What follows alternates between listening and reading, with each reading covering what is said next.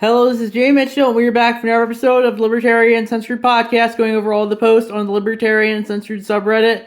Let's get right into it. So first we have End Citizens United, posted by Ragnar OKXG, and that's a cross post from the Reasonable Future subreddit. And that looks like a picture of a meme that says rules for a reasonable future, fair elections, ban corporate campaign donations, automatic voter registration, accessible early and mail-in voting, and voter disenfranchisement, ranked voting, election days equal paid holidays.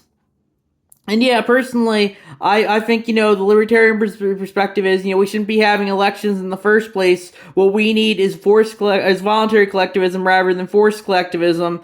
And that's my thoughts there. With that being said, ultimately, the post still End Citizens United, and I think that's, they want to say, we can't let any corporation spend too much on, political campaigns. But ultimately, I think the libertarian perspective is that Citizens United was correctly decided. Since money is speech, anyone can be able to use money to say whatever they want to, and they should be able to spend as much as they want to on any election they want to. And that's my thoughts on that issue. Regardless, all of these could be implemented, and if the Democrats still lost, Reddit would still be yelling about rigged elections. So it just goes to show you, it's never going to be good enough for them. At this point, I think the only way out is through just getting rid of democracy and forced collectivism entirely. If people want to have voting among voluntary collectives, I think that's fine. But right now, voting and democracy are simply a way that half the population is going to enforce its values and morals on the other half, and I don't think that's very libertarian. And that's my thoughts on that issue. Next, we have tourists the U.S. would have to reveal 5 years of social media activity under new Trump plan, in parentheses, social credit system from TheGuardian.com, posted by CH4Locks. And personally, I don't really care for that, but ultimately, as I've been saying in a lot of these episodes, the government is in the position of authority to enforce whatever they want to, and sometimes there's nothing you can do about it. I'm sure if this was under Biden, Reddit would say it's a good way that they're preventing any potential tourists that might end up being terrorists. But, since it's under the orange man, Reddit has to think it's the worst thing ever. And it just very much goes to show you, it's all nothing but hypocrites on this website. When their team does it, it'll be fine. But when the other team does it, it's suddenly the worst thing ever. And yeah, personally, I think the libertarian perspective is, vetting people who might be terrorists, you could argue that might be a good thing. I personally think the libertarian perspective, though, is, freedom of movement first and foremost. As long as you should be able to move wherever you want to, as long as you're not going to hurt anyone. With that being said, ultimately the government can justify restricting your movement however they feel like, and enforce whatever laws they feel like they want to force you to give up your last 5 years of your social media history. Ultimately they have the legal monopoly and needs to force to do that. And that's my thoughts on that issue. Next we have Suffolk man was charged with destroying over a dozen flock cameras, police, from SuffolkNewsHerald.com, posted by Ninja Lover, and they added, a true hero, jury nullification would be a huge win. And personally, I think if those were private cameras, I think that would be very much a destruction of private property, which I think is every libertarian should be against. But if those were public cameras, I would say they shouldn't have even existed in the first place. The government shouldn't have any cameras to survey anything. That's very much the libertarian perspective. The government, should the government, the answer should usually almost always be no. It should be individuals and voluntary collectivism rather than the forced collectivist government. And that's my thoughts on that issue. Next we have U.S. President claims executive privilege to keep more than 4,000 January 6 documents locked up from TechDirt.com, posted by CH4Locks. And yeah, personally, I don't really care for that. But, ultimately the government can justify keeping whatever documents classified that it wants to, and sometimes there's nothing you can do about it. And that's my thoughts on that issue. Next we have Look at Capitalism at Work. Who cares if you are not a criminal as long as you can pay Mango Mussolini for his citizenship card, posted by Ragnar OKXG, and that's a crosspost from the Bitcoin We Trust subreddit that's entitled President Trump officially launches the Trump Gold Card and Trump Platinum Card. Trump says this is a way to unlock life in America. And yeah, personally, I personally don't think the U.S. government should just be selling citizenship to the highest bidder. I don't think the government should be involved in declaring who is and who isn't a citizen at all, personally, just like it shouldn't be involved in defining pretty much anything, such as marriage. The government shouldn't be involved in marriage or pretty much anything, just like citizenship. But ultimately, if the government does want to sell these gold cards of Trump on them to the highest bidder in exchange for money, and wants to call anyone who buys them citizens as a result. Ultimately, it can set whatever rules it wants to, since it has the legal monopoly on the use of force to justify making any rules it wants to.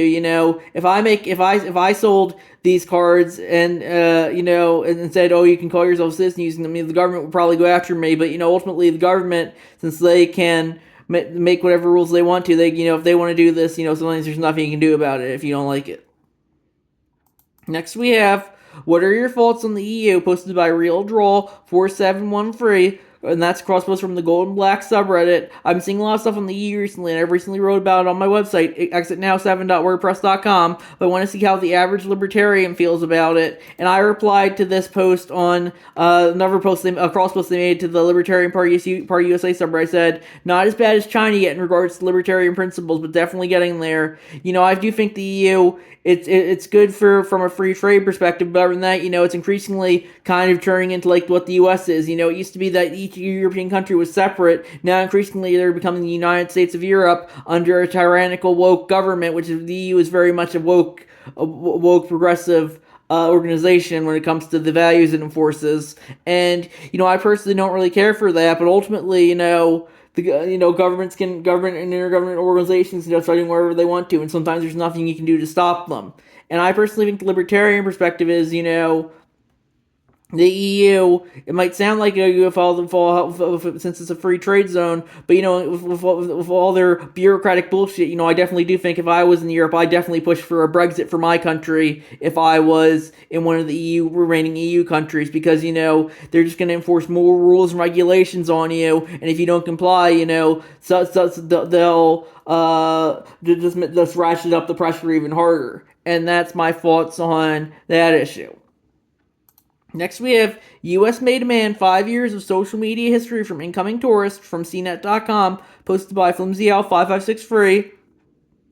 Yeah, we talked about this already, but ultimately the government can demand whatever it wants to from anyone entering into the country, and that's very much not very libertarian, I would say. The government should have freedom of movement. I think if libertarians want to enforce a border, and I think that would be I think that they should be able to. But with that being said, ultimately I would say, like with everything else, border control and immigration and all that, and all the should be run by private individuals rather than the government. If a private company wants to force you to share your last 5 years of social media history for trespassing, to go onto their property, I think that would be fine. But for the government doing it, I don't think that would be right, because the government's a public entity that has the legal monopoly to enforce. Well, a private corporation, if you're not forced to interact with them, they can make whatever rules they want to. But when the government does whatever rules it wants to, you have to obey those rules. Unlike when a private corporation makes them. If it's a private corporation, you can just go somewhere else.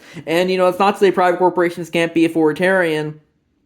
Like, I look at Reddit, it's very authoritarian when it comes to censoring any dissent at all. But, ultimately, I'm not forced to use Reddit, and that's very much the libertarian position. Private authoritarianism is bad, but public authoritarianism is even worse, since you're ultimately forced to obey the laws of whichever government you're currently in, and not those of a private corporation. And that's my thoughts on that issue. Next we have Hexif balked at call for full video of boat strike from NewYorkTimes.com, posted by Ninja Lover, and they added, as the U.S. continues to murder innocent people in boats, the executive branch refuses oversight. And yeah, personally, I don't really care that they won't give up the video, but ultimately, if the government doesn't want to give up the video, there's nothing you can do about it. Ultimately the government can bomb whoever it feels like. And Reddit's marketing this Venezuela stuff as the unique Trumpian evil, but it's always been like this when under the U.S. government. When George W. Bush it was Iraq, and under Barack Obama it was Libya. It's under Bill Clinton it was Yugoslavia and Somalia. It's always going to be somewhere the U.S. is bombing, and oftentimes there's nothing you can do about it. And that's my thoughts on that issue. So I think we're gonna wrap it up there. I'll see you guys in the next episode. Bye.